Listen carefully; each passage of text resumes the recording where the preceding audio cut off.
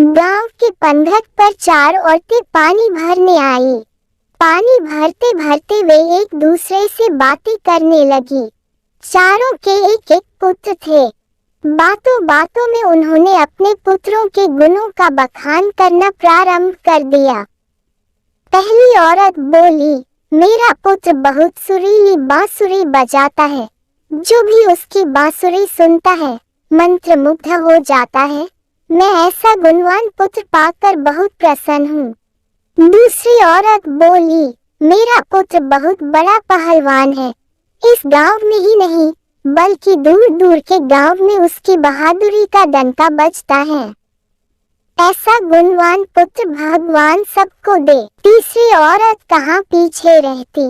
वह बोली, मेरा पुत्र कुशाग्र बुद्धि है। उससे अधिक बुद्धिमान इस पूरे गांव में नहीं। लोग अपनी समस्याएं लेकर उसके पास आते हैं। मैं ऐसा पुत्र पाकर धन्य हो गई।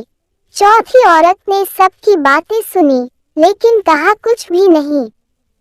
इस पर वे औरतें उससे कहने लगी, बहन तुम भी तो कुछ कहो ना। तुम्हारे पुत्र में क्या गुण है?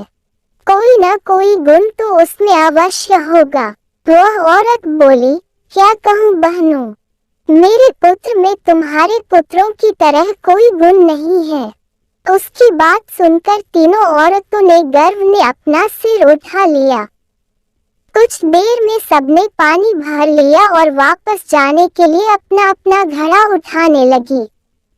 उसी समय पहली औरत का पुत्र हाथ में बांसुरी ले वहां से गुजरा। उसने देखा कि उसकी माँ पानी से भरा घड़ा नहीं उठा पा रही है, किंतु वह यह अनदेखा कर बांसुरी बजाते हुए वहां से चला गया। दूसरी औरत का पहलवान पुत्र कुछ ही दूरी पर मुखगर घुमा रहा था। उसकी माँ कुएं से घड़ा उठाकर जैसे ही उतरी, उसका पैर फिसल गया। किसी प्रकार वह संभल गई, किंतु पहलवान पुत्र अपनी माँ को नजर उठाकर देखने के बाद भी उसके पास नहीं आया और अपनी कसरत में लगा रहा। तीसरी औरत का पुत्र भी वहां से किताब पढ़ते हुए निकला। उसकी माँ ने उससे कहा, पुत्र मैं दोनों हाथों से घड़ा पकड़े हुए हूँ, ये रस्सी जरा मेरे कंधे पर डाल दे। लेकिन वह अपनी माँ की बात अनसुनी कर वहां से चला गया। तभी चौथी औरत का पुत्र वहां आया। अपनी माँ के सिर पर घड़ा देख वह उसके पास गया और उसके सिर से घड़ा उतार कर अपने सिर पर रखकर चलने लगा। कुएं के पास बैठी एक बुढ़िया यह सब देख सुन रही थी। वह बोल पड़ी, मुझे तो यहाँ बस एक ही गुणवान पुत्र नजर आ रहा है, वही जो अपने सिर पर घड़ा लिए जा रहा है।